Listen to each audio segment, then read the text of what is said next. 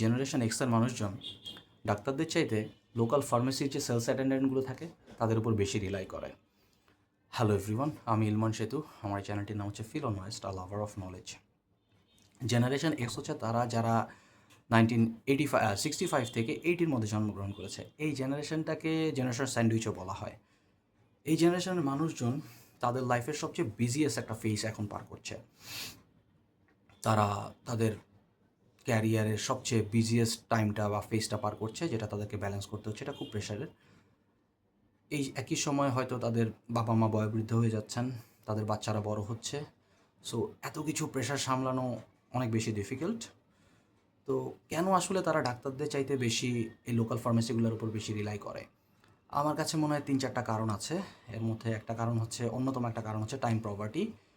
একটা ডাক্তারের কাছে যদি কনসালটেন্সি নিতে হয় তাহলে অনেক ক্ষেত্রে ডাক্তারের অ্যাপয়েন্টমেন্ট নিতে হয় হয়তো 4-5 ঘন্টা আগে, বা অনেক ক্ষেত্রে একদিন আগে অ্যাপয়েন্টমেন্ট নিতে হয়। তো অ্যাপয়েন্টমেন্ট নিয়ে একটা স্পেসিফিক টাইম স্পেন্ড করা, ওখানে ট্রাভেল করতে হয়, হসপিটালে যেতে হচ্ছে বা চেম্বারে যেতে হচ্ছে, সেখানে কিছু সময় যাচ্ছে। তারপরে চেম্বারে গেলে সাথে সাথে ডাক্তার দেখানো যাচ্ছে না, কিছুক্ষণ ওয়েটিং চেয়ারে বসে থাকতে হচ্ছে, তারপরে গিয়ে সে একটা কনসালটেন্সি পাচ্ছে। তো তার এই ব্যস্ততম সময়ের মধ্যে আসলে এই সময়টা তার জীবনে এখন হয়তো নেই। এটা একটা ফ্যাক্ট। আবার যদি আপনি লোকাল ফার্মেসির কথা বলেন, বাসা থেকে নেমেই প্রত্যেকটা নেবারহুডে ফার্মেসি আছে। সো সেখানে গিয়ে সে তার প্রবলেমের কথা বললে খুব শর্টেস্ট টাইমে সে একটা কনসালটেন্সি পেয়ে যাচ্ছে। আরেকটা ব্যাপার হচ্ছে high cost of health care. দেখা গেছে একটি মোটামুটি রেঞ্জের একজন প্রফেসরকে যদি আপনি কনসালটেন্সি নিতে চান, সেক্ষেত্রে আপনার হাজারখানেক টাকা খরচ হয়ে যাচ্ছে।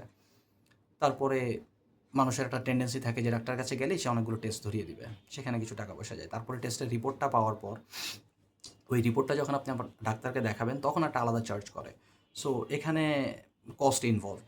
আর ধরেন আপনার লোকাল ফার্মেসিতে যে আপনি যদি যান, তাহলে সেক্ষেত্রে আসলে কস্টের তেমন কোনো ব্যাপার নেই। জাস্ট ওষুধের পয়সাটা দিলেই হচ্ছে। তাদেরকে গিয়ে বললেই হচ্ছে যে এই আমার কালকে থেকে ঘাড় ব্যথা হচ্ছে। আপনাকে হয়তো 2-একটা সিমটমসের কথা জিজ্ঞেস করবে, জিজ্ঞেস করে সে বলে ফেলবে হয়তো ফ্রোজেন শোল্ডার, ব্যাক পেইন বলে সে হয়তো কিছু পেইন কিলার দিয়ে দিল, সাথে একটা জেল দিয়ে দিল যে এই জেলটা দিয়ে ম্যাসেজ করলে আপনি আরাম পাবেন। তো তারা খুব ফ্রি কনসালটেন্সি এবং খুব ফার্স্ট জিনিসটা, সার্ভিসটা পেয়ে যাচ্ছে। এই জন্য হয়তো তারা ডিপেন্ডেন্সিটা মানে লোকাল ফার্মেসিগুলোতে উপর বেশি। আরেকটা ব্যাপার হচ্ছে সেলফ রিলায়েন্স। এই জেনারেশনটা ডু ইট ইয়োর সেলফ টাইপের অ্যাটিচিউডে বড় হয়েছে, এবং তাদের ফিলসফি হচ্ছে, তাদের অ্যাটিচিউড রিগার্ডিং দ্য হেলথ কেয়ার, এটা হচ্ছে I can care my self, I can handle my self. তারা এগুলোকে কিছু মনে করে না। আর ফার্মেসির ক্ষেত্রে যেটা হয়, সেখানে একটা হিস্ট্রিক্যাল ট্রাস্ট তাদের সাথে ইনভলভ হয়ে গেছে। হয়তো লোকাল নেইবারহুডে যে ফার্মেসিটা আছে, এই মানুষটাকে হয়তো দীর্ঘদিন ধরে চেনে, দীর্ঘদিন ধরে ওষুধ দিচ্ছে। এই মানুষটাও অনেকবার তার কাছ থেকে ওষুধ নিয়ে খেয়ে শান্তি পেয়েছে বা কমফোর্ট পেয়েছে। সো আল্টিমেটলি তার এই ট্রাস্টটা জন্মে গেছে। এই জন্য ডাক্তারের চাইতে অনেক ক্ষেত্রে তারা লোকাল ফার্মেসির এই লোকজনের উপর বেশি রিলাই করে। আরেকটা ব্যাপার হচ্ছে major and minor issue. Generation এক্সের একটা টেন্ডেন্সি হচ্ছে, এই ধরেন হাই ব্লাড প্রেশার বা অ্যাসিডিটি, আদার্স আরও যে ব্যাপারগুলো আছে, সিজনাল অ্যালার্জিস বা ইনসুলিন ইস্যু, সুগার, এগুলো আসলে তারা এখন আর কোনো রোগ হিসেবে মনেই করে না। এখন এটাকে তারা রেগুলার লজিস্টিক্স হিসেবে মেনে নিয়েছে। সো এগুলোকে তারা কেয়ারই করে না। তো এই জন্য আসলে এই সকল বিষয়গুলোতে তারা ডাক্তারের চাইতে লোকাল ফার্মেসির উপর বেশি রিলাই করে। আপনারা সবাই কম বেশি জেনারেশন এক্সের মানুষজনকে দেখেছেন। আপনারা জানাবেন আপনাদের মতামত এ বিষয়ে। আসলেই কি তারা এরকম করে কি না? আর জেনারেশন এক্সের মানুষদের প্রতি আমার একটা সাজেশন হচ্ছে, হ্যাঁ, আপনারা আপনাদের সময় থেকে কন্ট্রিবিউট করেছেন। কিন্তু এখন সময় হয়েছে, বয়স হচ্ছে সবারই। আপনাদের এখন সময় হয়েছে যে নিজের ব্যাপারে একটু খেয়াল রাখা।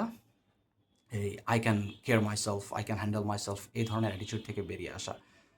কারণ আপনি যখন একটা ফার্মেসি থেকে ওষুধ নিচ্ছেন, তখন হয়তো সে আপনার বাহ্যিক ব্যাপারটা দেখে ওষুধটা দিয়ে দিচ্ছে, ডায়াগনস্টিক করছে না। কিন্তু আপনার যদি কোনো ক্রনিক ডিজিজ ভিতরে থেকে থাকে, এটা হয়তো লং টার্মে আপনাকে অনেক বেশি এফেক্ট করবে, আপনার ফ্যামিলিকে এফেক্ট করবে। So it's high time to be careful, be caring about yourself. Your contributor to your family, but নিজের খেয়াল নিজেকেই রাখতে হবে। সকলকে অসংখ্য ধন্যবাদ।